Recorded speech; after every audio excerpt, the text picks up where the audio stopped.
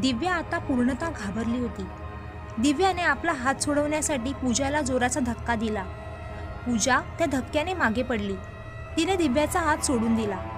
दिव्याला काही सुचत नव्हतं. दिव्या धावत सुटली. तिच्या मागून पूजा सुद्धा धावत होती आणि त्या दोघींच्या मागून तो वेडा पळत होता. देऊळ आता नजरेस दिसू लागलं होतं. अवघ्या पुढच्या 1-2 मिनिटातच त्या दोघीही देवळात पोहोचू शकणार होत्या. दिव्याने सहज मागे नजर वळवली. तिच्या मागून पूजाही धावत होती. दिव्याला बरं वाटलं. दिव्या पळता पळताच जोरात ओरडून म्हणाली, "बरं झालं तू त्या वाटेने गेली नाहीस. ते बघ देऊळ, आपण देवळात पोहोचू आता." असं म्हणून दिव्याने आपल्या धावण्याचा वेग वाढवला. ती थेट देवळात शिरली आणि पूजा अजूनही कशी आली नाही हे पाहायला ती मागे वळली. देवळाच्या बाहेर ती डोकावून पाहू लागली. देवळापासून दूर लांब एका वडाच्या झाडाखाली पूजा थांबली होती. ती एकटक दिव्याकडे पाहत होती. मागून तो म्हातारा धावत पूजाच्या दिशेने येत होता. दिव्या जोरात ओरडली, "पूजा, पळ तिथून, लवकर ये इकडे, तो म्हातारा तुझ्या जवळ येतोय." दिव्या काळजीने जोरजोरात ओरडत होती. असे असताना अचानक दिव्याच्या खांद्यावर कोणीतरी हात ठेवला. तिने मागे वळून पाहिलं. समोर चैतन्य उभा होता. चैतन्य दिव्याच्या लहानपणीचा बालमित्र. शाळेत सोबतच शिकायला होते. कॉलेजमध्ये सुद्धा एकत्रच. चैतन्य दिसायला थोडा सावळा पण मजबूत बांध्याचा. 5.5 फूटपेक्षा जास्त उंचीचा. चैतन्य म्हणाला, "अगं वेडे, इथे का उभी राहून वेड्यासारखी ओरडत बसलीस?" दिव्या म्हणाली, "अरे तिथे बघ ना, ती पूजा." असं म्हणून तिने पूजा असलेल्या ठिकाणी बोट दाखवलं. पण समोरचं दृश्य पाहून ती गप्पच बसली. चैतन्य म्हणाला, "अगं कुठे काय आहे तिथे? तिथे तर काहीच नाही." दिव्या म्हणाली, तुला खरंच काही तिथे दिसत नाही का? त्या वडाच्या झाडाखाली बघ ना." चैतन्य म्हणाला, "अगं तिथे तर काहीच नाहीये. तुला काय दिसतंय तिथे?" दिव्या तिथे भयभीत होऊन पाहत होती. तिच्या मानेवरचे केस ताठ उभे राहिले होते. तिला आता धावत येतानापासूनच्या सगळ्या आठवणी आठवू लागल्या. ती धावत असताना जेव्हा पूजाने तिचा हात पकडला तेव्हा तिला घाई गडबडीत लक्षातच आलं नव्हतं. पूजाचा हात एका प्रेताप्रमाणे थंडगार होता. पूजाच्या बोलण्यात सुद्धा अचानक भूतं आली होती. हे सगळं तिला आता आठवू लागलं होतं. समोरचं दृश्य पाहून तिच्या डोळ्यांच्या पापण्या सुद्धा मिटत नव्हत्या. सध्या दिव्याची काटो तो खून नाही अशी परिस्थिती झाली होती. पूजा समोर उभी होती आणि तिने त्या म्हाताऱ्याच्या गळ्याला पकडून त्याला हवेत उचलला होता. म्हातारा बिचारा तडफडत होता. पूजाने रागाने त्या म्हाताऱ्याला एका हाताने हवेत पकडून दुसऱ्या हाताने त्याचाच हात मोडून ती रागाने त्या म्हाताऱ्याचा हात चघळू लागली. दिव्या हे सर्व पाहून स्तब्ध झाली. तिला काही समजतच नव्हतं. श्वास सुद्धा घ्यावा ह्याचं सुद्धा तिला भान राहिलं नाही. तो निव्वळ भास आहे की मनातील विचार हेच तिला कळत नाहीत. आता तर ती सध्या देवळात आहे आणि सुरक्षित आहे याचं सुद्धा तिला भान राहिलं नाही. ते सर्व दृश्य पाहून ती थरथरून घामाने चिंब ओली झाली.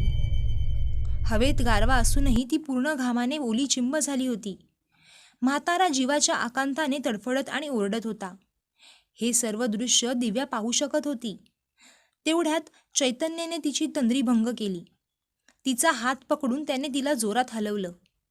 चैतन्य म्हणाला, "अगं दिव्या, उभी राहूनच स्वप्न पाहत बसलीस की काय? उभ्याने स्वप्न पाहायला आलीस का देवळात? चल, देवळात आलीस ना, देवाचं दर्शन घे आणि ये बाहेर. मी बाईक आणली आहे, आपण सोबतच जाऊ. मी तुला सोडतो घरी. तो झाड तुला आवडला आहे का? पुन्हा कधीतरी येऊ त्या झाडाजवळ. आता घरी जायचं आहे. अंधार पडायला लागला आहे. काका आणि काकू काळजी करत असतील. मी खाली थांबतो. पाया पडून लवकर ये." चैतन्याच्या अशा बोलण्याने दिव्या थोडी भानावर आली. पण समोरचं दृश्य पाहून ती थंड पडली होती. आपल्या शुद्धीत नसताना सुद्धा ती देवळात गेली. पण आज पूजेत किंवा नमस्कारात तिचं लक्षच नव्हतं. डोळ्यासमोर सारखं ते दृश्य फिरत होतं. पूजा ही नक्की कोण होती हेच आता दिव्याला कळत नव्हतं. आपल्यासोबत नक्की पूजा धावत असताना ती संकटात आणि मी संकटात होते, की नक्की तो म्हातारा संकटात होता हेच तिला कळत नव्हतं. ती त्या धक्क्यातून सावरली. देवाला पाया पडून थोडंसं कुंकू आपल्या कपाळावर लावून घेतलं. मंदिराच्या बाहेर आली. मंदिराच्या बाहेरच चैतन्य आपली बाईक घेऊन आला होता. ती काहीही न बोलता शांतपणे बाईकवर जाऊन बसली. चैतन्याला सुद्धा आज दिव्या शांत वाटत होती. कधीही गप्प न बसणारी, निरंतर बडबड करत राहणारी आणि काहीतरी खुराफाती करून मस्ती करणारी दिव्या आज एकदम शांत वाटत होती. त्यासोबतच ती काहीतरी पाहून घाबरली असावी असं चैतन्याला वाटलं आणि त्याचं निरीक्षण बरोबरच होतं. पण दिव्याचं लक्ष मात्र कुठेच नव्हतं. ती अजूनही त्या झाडाखालीच पाहत होती जिथे पूजा उभी होती. अजूनही पूजाने हवेतच त्या म्हाताऱ्याला गळ्याला पकडून उचलून धरलं होतं. दुसऱ्या हाताने त्याचा रक्ताळलेला हात ती चघळत होती आणि विचित्र हास्याने पूजा दिव्याकडे पाहत होती. दिव्या ते सर्व पाहून घाबरली होती. तिने चैतन्याला गाडी सुरू करायला सांगितली. चैतन्याने गाडी सुरू करून पुढे सरकवली. तो म्हातारा केविलवाण्या नजरेने दिव्याला पाहत होता. तो म्हातारा दिव्याला अजूनही तिथून जाण्याची खूण करत होता. त्याच्या नजरेत दिव्याला काळजी आणि भीती दोन्हीही दिसत होती. पण पूजाच्या डोळ्यात मात्र आता अंगार फुलले होते. तिचा कोणता तरी डाव फसला असावा अशा नजरेने ती दिव्याला पाहत होती. ती दिव्याला पाहून एखाद्या श्वापदाप्रमाणे गुरगुरत होती. दिव्याला आता सर्व गोष्टींचा उलगडा झाला होता. चैतन्याने त्या झाडाजवळूनच जाणाऱ्या रस्त्यावरून आपली गाडी वळवली. त्यामुळे आता दिव्या आणि पूजा समोरासमोर आल्या होत्या. दिव्या पूजाला पाहून थरथरत होती. पूजाचं ते भयानक रूप पाहून दिव्याची चालत्या गाडीवरून तोल जाईल की काय अशी परिस्थिती झाली होती. पूजा तिच्याकडे विचित्र नजरेने, रागाने तर कधी हास्याने विक्षिप्तपणे पाहत होती. जणू ती तिला हिणवत होती.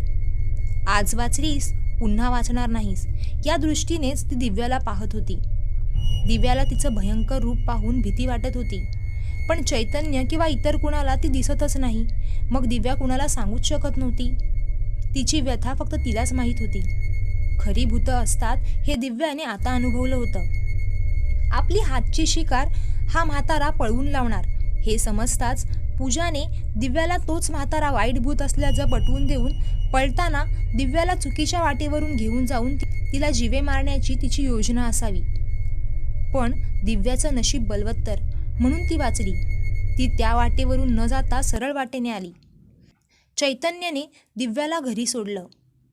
दिव्या गाडीवरून उतरली आणि काहीही न बोलता सरळ घराच्या दिशेने निघाली. ती घरात शिरली, पण एकदाही तिने मागे वळून पाहिलं नाही. चैतन्याला हे विचित्र वाटलं. काही दिवसांनी दिव्या नोट्स आणायला चैतन्याच्या घरी गेली. आता लॉकडाऊनचे नियम शिथिल झाले होते. जुलै-ऑगस्टमध्ये कॉलेजचे ॲडमिशनसुद्धा झाले होते. ऑनलाईन लेक्चर्स सुरू झाले होते. दिव्याच्या मोबाईलवर पाठवलेल्या नोट्सची फाईल ओपन होत नव्हती. तिला त्या नोट्स लिहून काढायच्या होत्या. दुसऱ्या दिवशी त्यांची टेस्ट होती. त्यामुळे तिला त्या नोट्स मिळवणं खूप गरजेचं होतं. चैतन्य तिच्या घरापासून 1 किलोमीटर अंतरावर राहत होता. ती चालतच त्याच्या घरी गेली. चैतन्याच्या घरी साफसफाई सुरू होती.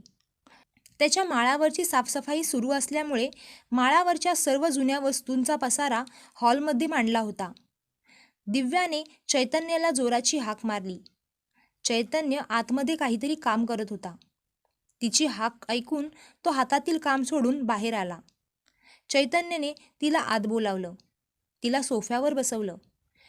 चैतन्य म्हणाला, अगं साफसफाई करायला घेतली ना, म्हणून तो पसारा. तू बोल, काय घेणार? चहा, कॉफी की दुधामध्ये हॉर्लिक्स आणू का गं? चैतन्य असं म्हणून मिश्किलपणे हसू लागला. त्याच्या वाक्यावर दिव्यासुद्धा मनसोक्त हसली. दिव्या म्हणाली, मी नोट्स घेणार, बाकी काही नको, समजलं माकडा? चैतन्य म्हणाला, अच्छा, म्हणजे तू नोट्स घ्यायला आलीस. तरी म्हटलं, कामापुरते बोलणारे मामा आज कसे अचानक मला भेटायला आले? अरे, पेपर नंबर 12ची उद्या परवा टेस्ट नाही का? त्याची फाईल गुगल क्लासरूमवर आहे, पण ती माझ्या मोबाईलमध्ये ओपनच होत नाही. तू लिहिल्या असशील मला माहीतच आहे.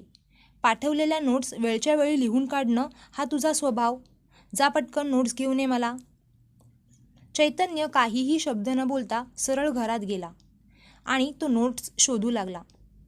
आता दिव्या एकटीच बसली होती. आता सोबत बोलायला कुणीही नव्हतं, म्हणून दिव्या इकडे तिकडे पाहू लागली. समोर हॉलमध्ये खूप सारा पसारा मांडला होता. माळावरचं सगळं सामान खाली काढलं होतं. ती त्या पसाऱ्यावर नजर फिरवू लागली. त्यात चैतन्याची लहानपणीची खेळणी, लहानपणीची पुस्तकं यांचा भरमसाठ पसारा होता. त्या खेळण्यांच्या शेजारी तिला एक वस्तू दिसली. ती वस्तू पाहून तिच्या भुवया उंचावल्या. दिव्या ती वस्तू पाहून दिव्याला काही दिवसांपूर्वीची घटना आठवली. तीच घटना ज्यात पूजा आणि तो म्हातारा होता. हे सगळं आठवताच तिचे पाय जागच्या जागी थंड पडले. तिच्या पायातील सर्व त्राण गळून गेला. कशी तरी ती जागेवरून उठली आणि त्या दिशेने जाऊ लागली. खेळण्यांच्या शेजारी एक फोटो ठेवलेला होता. त्या फोटोतून थोडासा चेहरा बाहेर दिसत होता. दिव्या हळूहळू त्या फोटोकडे सरकू लागली. आता पुढे काय होणार? तो फोटो कोणाचा होता? उर्वरित कथा पुढील भागात. स्वतःची आणि आपल्या कुटुंबाची काळजी घ्या. धन्यवाद.